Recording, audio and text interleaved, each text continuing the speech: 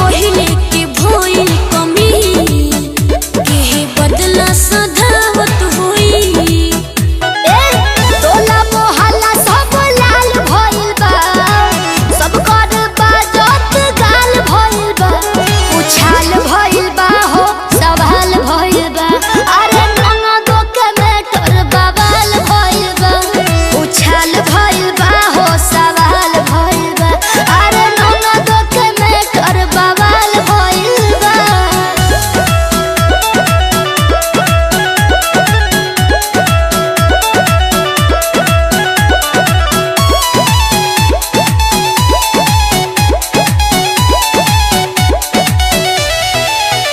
गौवा घरवा के दी है उडाह राजा जी, अब हाली से कर दो बियाह राजा जी। हमर बात ध्यान से सुनी।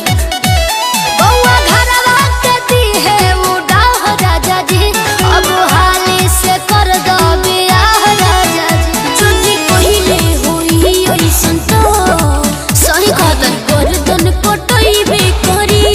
हटी।